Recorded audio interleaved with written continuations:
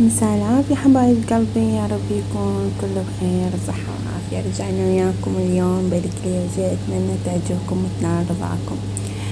مواد سهلة إن شاء الله، موجودة بكل بيت.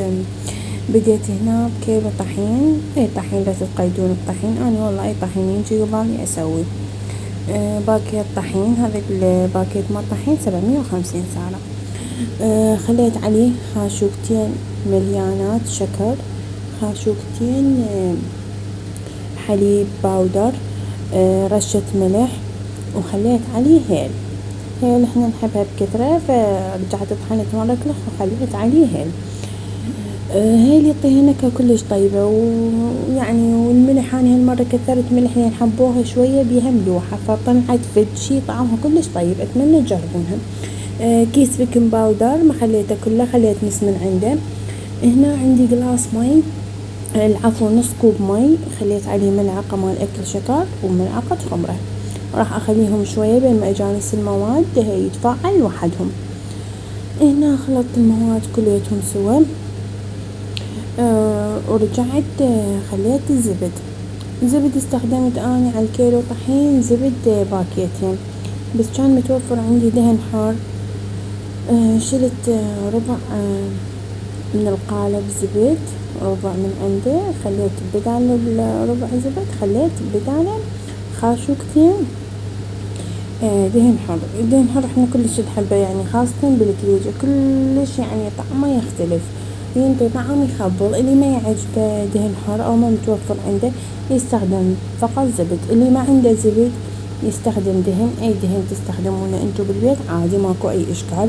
اللي ما عنده دهن هماتين حتى اوصل لكم يعني المعلومة، ما اريد احد يعني يتقيد بشي، والله ما يعني ما له حاجة، يعني ما حد يتقيد بشي، ما طول المواد متوفرة عندك واي شي متوفر من يعني موجود بالبيت انت تقدرين تسوين من عند اطيب شي. بس هو شنو اهم شي الخطوات. انا هنا لا استخدمت طحين الزين، لا استخدمت انا قلت المواد الزينة، والله الطحين 750، الدهن الحر كان متوفر يعني عندي بالبيت خليت من عنده، وزبد هماتين كان متوفر عندي. الا ما عندي عادي استخدم زيت، استخدم دهن عادي، ماكو اشكال. اللي ما عنده هماتين دهن يقدر يستخدم زيت قلاصين زيت على كل كيلو طحين. هنا خليته شبعته كلش بالطحين بحيث صار رمل.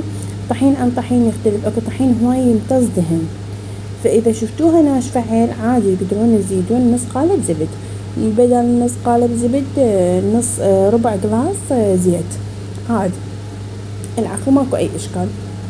انا هنا شنو كنت مصورت لكم اياها بالتفصيل، بس من مخليه الخمرة ما مصورتها، ما اعرف شلون. هنا بهالخطوة انا مخليه الخمرة ومخليه بياض بيضة واحدة بس. الخمرة خمرتها اول بداية، خليتها وخليت بيضة واحدة، لميت العجينة ورجعت هنا خلطت ربع كوب مي عليه خاشوقتين روبة وعجنت بيه الروبة. يعني اتمنى ما حد يستغني عنها بالعجين، يعني تنطي هشاشة تخبل وتنطي بياض للعجين كلش تسويها بيابا، يعني طعم طيب تنطي وهشاشة. اكو بيهم يحبون الكليجة ترفة، بس احنا كلش نحبها ترفة. اكثر وقت تبقى يعني تبقى شهرين، تبقى 3، تبقى 4، تبقى 5، هي هاي النتيجة، تبقى ترفة كلش. اني سويتها قبل يومين او 3 تقريبا، والله اليوم ماكو خلصت.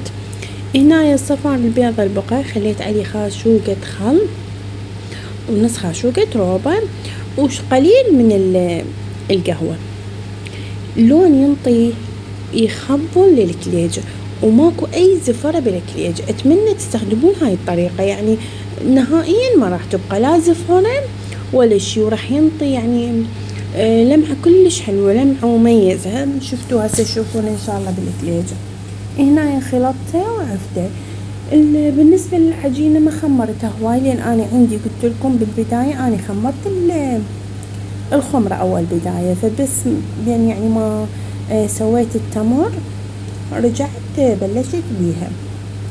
انا منزلة طريقة القصات وهاي، فما حبيت الفيديو يطول عليكم، صورت لكم مقاطع قصيرة، بس اهم شي هي الطريقة صورتها لكم.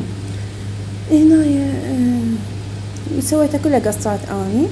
دهنت الوجه مالتها، دخلتها على فرن حرارة متوسطة بس من اسفل شوية، هي ما تتأخر الثليج وخاصة القصات لان تصير رفيعة فبسرعة تستوي، ماكو دقايق يعني بين ما اكمل الصينية الثانية القاها مستوية خلاص. رفعتها هم شوي بين ما اخذت من لون. هنا ايه لازم تلمد ايد واني اشتغل. ماكو صبر بين ما اصور مستحيل، قوة هيك واقفين على راسي.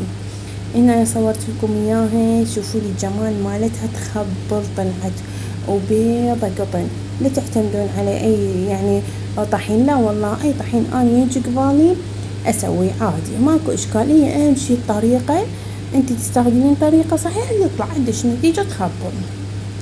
هنا يوم صورت لكم كم مقطع من عندهم، اتمنى عجبتكم يا ربي واتمنى تستفادون من عندها. والله طريقة سهلة وطعمها كلش طيب. اتمنى حبايب قلبي عجبتكم الطريقة، واتمنى ما تنسوني باللايك وتشجيع من عندكم حلو، لان اني دا انزل والله على مودكم.